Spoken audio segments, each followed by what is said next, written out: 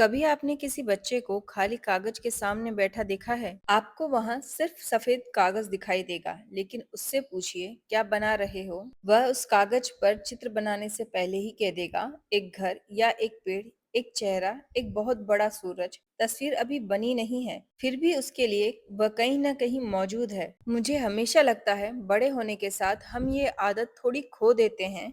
हम उस चीज पर जल्दी भरोसा करते हैं जो हमें दिखाई देती है। जो सामने नहीं है उसे मानने में हमें समय लगता है। शायद आर्ट इसी जगह हमसे थोड़ा अलग सोचता है। किसी भी आर्ट वर्क की शुरुआत उसकी पहली लाइन से नहीं होती। उससे पहले एक और चीज होती है। एक लाइन, यहाँ क्यों जाएगी, यह जगह खाली क्यों छोड़ी जाएगी, यह शेप इतनी बड़ी क्यों होगी, यह पैटर्न यहीं क्यों रुकेगा। बाहर से देखने वाले को अंत में सिर्फ डिजाइन दिखाई देता है, लेकिन बनाने वाले के लिए हर डिजाइन बहुत सारे छोटे फैसलों का परिणाम होता है। और यही मुझे आर्ट में सबसे दिलचस्प लगता है। एक ब्लैंक सरफेस पर शुरुआत में सैकड़ों पॉसिबिलिटीज होती है।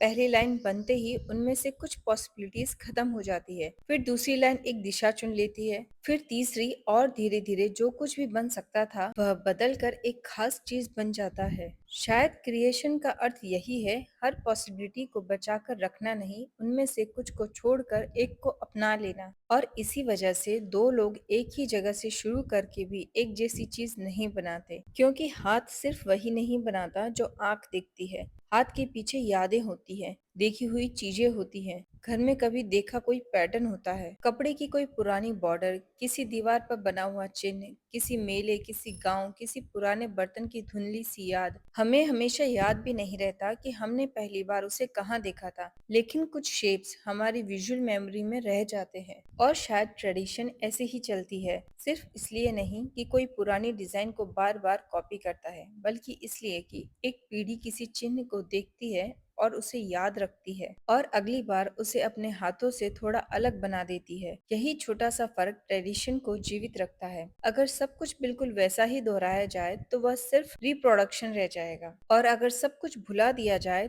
तो कनेक्शन खत्म हो जाएगा। आर्ट इन दोनों के बीच की जगह है, जहाँ मेमोरी भी रहती है और अपना हाथ भी। शायद इसीलिए हैंडमेड चीजों को देखते समय हम सिर्फ उसकी लाइंस नहीं देखते, हमें उसमें थोड़ा सा इंसान भी महसूस होता है। कहीं कोई लाइन पूरी तरह बराबर नहीं, कहीं स्पेसिंग बदल गई, कहीं हाथ ने वैसा मोड़ लिया जैसे पहले तय नहीं था। और वही छोटी छोटी डिसीजन एक वस्तु को सिर्फ ऑब्जेक्ट रहने नहीं देते, उसे पहचान भी दे देते हैं। जब कोई आर्टवर्क पूरा हो जाता है तो हमें उसका फाइनल रूप दिखाई देता है, लेकिन उसके अंदर वे सारी चीजें भी मौजूद रहती हैं जो दिखाई नहीं देती। क्या छोड़ा गया, क्या बदला गया, कहाँ हाथ रुका, कहाँ उसने अपना रास्ता बदल लिया। शायद इसी वजह से किसी हैंडमेड चीज को देर तक देखने पर हमें उसमें नई बातें खोजते रहते हैं, क्योंकि हम सिर्फ सरफेस नहीं देख रहे होते, हम किसी और की सोच के निशान पढ़ रहे होते हैं। और तब मुझे फिर वही बच्चा याद आता है, उसके सामने रखा खाली कागज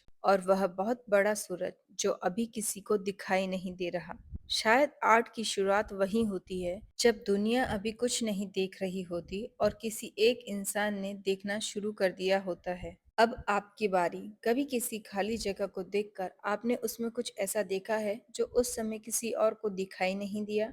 अपनी कहानी कमेंट में जरूर बताइए। और अगर आपको ऐसी कहानियां पसंद है जहां आर्ट के पीछे छिपे इंसानी विचार को थोड़ा और करीब से देखा जाए, तो चैनल को सब्सक्राइब कीजिए। और मेरा आर्ट आप लोगों को पसंद आया है तो वीडियो को लाइक जरूर कीजिए। फिर मिलेंगे एक और कहानी के साथ।